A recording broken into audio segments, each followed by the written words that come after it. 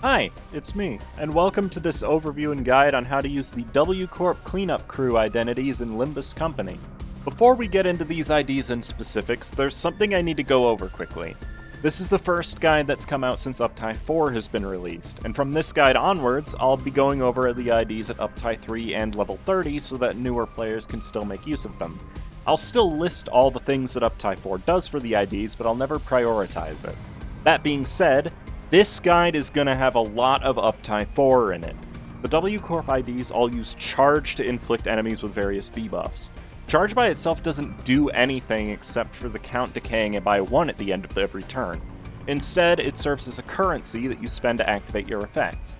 The main issue that this poses for the W Corp IDs at Uptie 3 is that they do not generate enough charge to activate their effects. Well, Don does, but don't worry about that.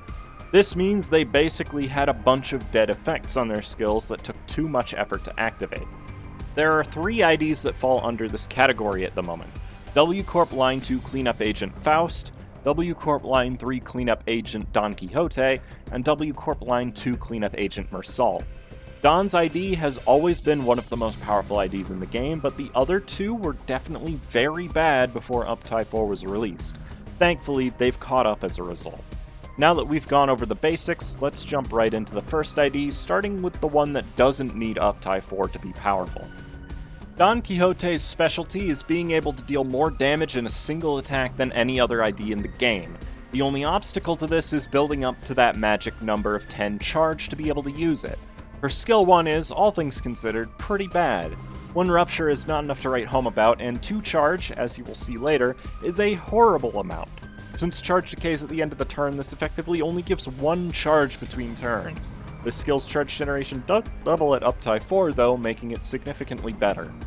Leap is the skill that enables her to be so good in this department. A 4 to 16 skill is incredibly good already, but the fact that it inflicts 2 fragile and can give up to 8 charge makes it one of the strongest pierce skills in the game, since it can set up higher damage ranges for your other sinners in boss fights.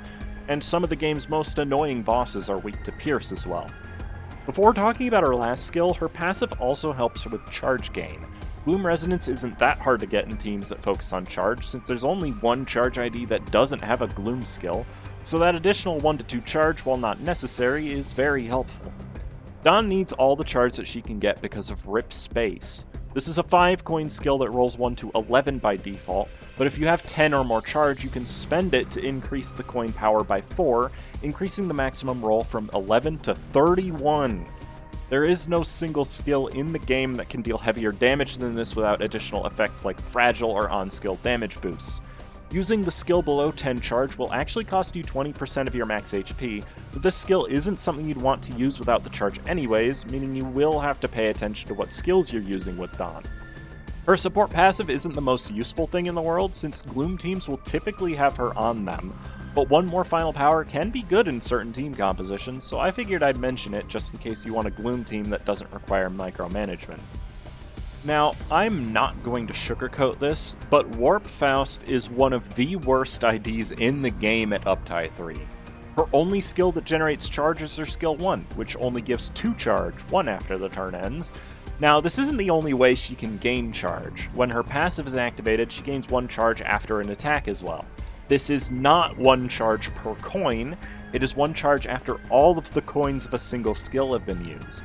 Uptie 4 makes both of these effects a lot more viable, doubling the amount of charge gained by her skill 1 and also granting 1 additional charge to a random ally after each attack. In fact, giving allies free charge makes her the best supporter to bring into combat if all members of your team use charge, and she's tanky enough to take some punishment as well. This time, Leap has a lot less power, and its second coin spends 3 charge to inflict 4 bind next turn. This effect by itself is actually pretty good in focus fights, as it allows you to better redirect enemy attacks, but at Uptie 3, you just do not have enough charge to do this consistently. Yeah, and it only costs 3 charge. At Uptie 4, however, this skill automatically generates the charge needed for the effect, plus it throws in another 3 charge if you manage to hit with the first coin, which makes her charge gain far more consistent. Overcharge is her last skill, and the first thing you'll notice is that a 6 to 12 range is pretty bad for a skill 3. Not only that, but it costs 5 charge to activate the effect of the final coin. The 3 paralysis is not likely to matter since its current turn in this Faust is very slow, but 2 next turn attack power down is actually pretty valuable in most fights. This is yet another skill that needs Uptie 4 to be as useful, as it grants +1 coin power and gains 2 clash power if you have 5+ charge, raising your clashing maximum from 12 to 17. It actually isn't hard to stay above 5 charge at Uptie 4 either. Her support passive gives additional charge to the ally who has the least maximum HP, which can be helpful sometimes, but usually you'll want to bring her along if you're using a high-level charge-focused team. Mersault. Oh boy, Mersault. I'm going to be real with you all, at Uptie 3 this ID is not even worth using.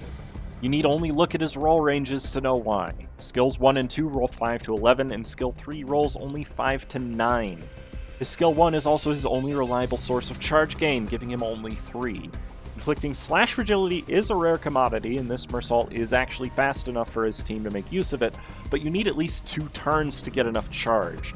And his skill 3 inflicts defense level down, but it costs so much charge that it is even worth it. And the attack rolls like garbage. His only redeeming quality is his support passive, which increases the amount of rupture that an ally can inflict. He's so bad that I'm just going to analyze him at Uptie 4 instead. I'm sorry, this won't become a regular thing, but he's just so bad without it.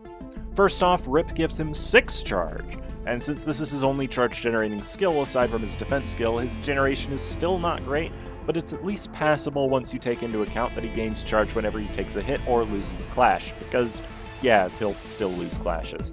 Energy Cycle, becoming a 5 to 14 with 5+ charge, can be pretty consistently done on turn 2.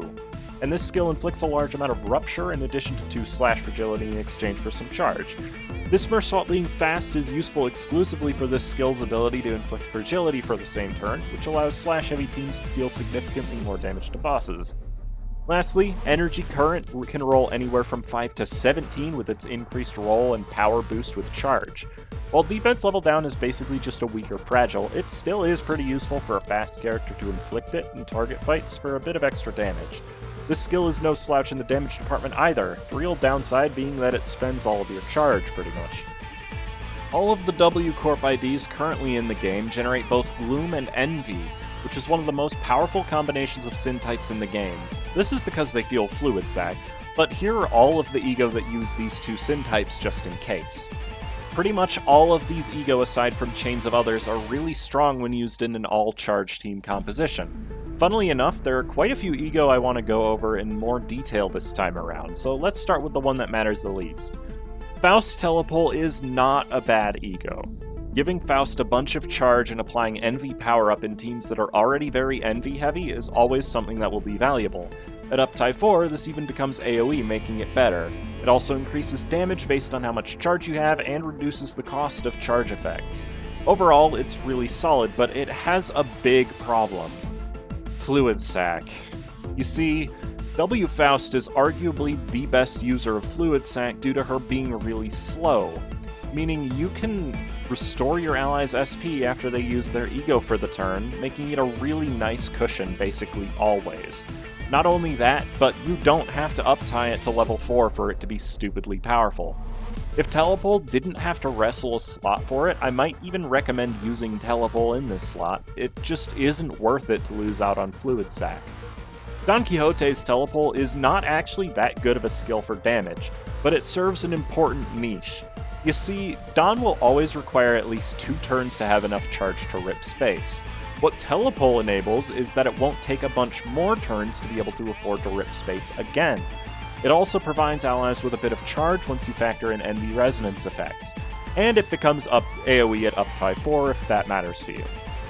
Heathcliff's Telepole is important because none of his IDs actually spend charge when attacking. This ego allows you to filter that charge into a powerful AoE attack, which is never a bad thing. Plus, Heath actually has a negative coin ID to take advantage of the fact that it has negative coins, and the fact that the Corrosion is the highest rolling skill in the game doesn't hurt either. The last one to bring up is actually Gregor's AEDD for its support capabilities. While it does make keeping charge more difficult on Greg, it actually makes it so that charge IDs gain a bit more charge when hitting enemies, making it quite useful in fights with high HP enemies. There are a lot of IDs that work really well with the W Corp IDs, so instead of going over each of them individually, I'm just going to show them all here. A lot of these IDs fit because they also function off of charge, meaning they benefit from W Faust passive at Uptie 4, and the charge gain from Don's teleport. Either that, or they have an ego that uses charge to a good effect, or their sin generation is really strong or helpful with these team compositions.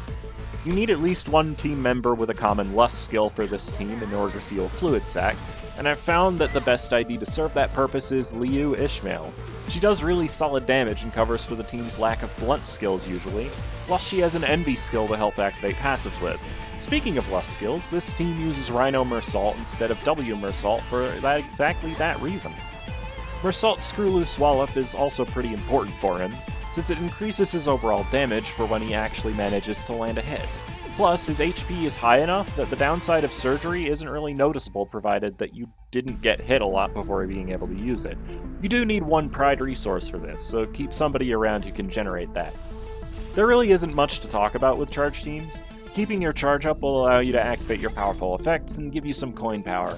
So, because I don't have much to talk about here, I actually made a second team this time around. It still needs Liu Ishmael, but I brought W Mersault since nobody else in the team generates pride this time. Sun Shower Heathcliff was the one I wanted to work with this time, and I finally get why people like to use this ID. He still isn't amazing, even at Uptie 4, but I can't really argue with his overall damage potential and incredibly synergistic sin spread. This also gives me time to talk about his AEDD, which is his best method of reducing his own sanity aside from his passive, and allows him to take a lot more punishment overall thanks to its healing ability. Plus, this team feels it really easily, and it's a very cheap ego to use. Now, when it comes to support passives, these IDs unfortunately don't activate very much. Most of the good support passives are on other IDs used by these characters, and the supports of other characters typically activate on sin types that these guys don't generate. So just pick stuff that you can activate, not much to say other than that. And that's about all I have to say about the W Corp Cleanup Crew IDs. Sorry that this isn't really that helpful for early game builds, but these IDs just were not balanced well before Uptie 4 came out. Also, yeah, I made a team with Sunshower Heathcliff, me, the guy who's always said he sucks, and yeah, I had fun with it. If you have any other strategies that you like involving these IDs, I'd love to hear about them. I'd appreciate you leaving a like on the video if you found it helpful, and I hope you have a good rest of your day. Bye-bye!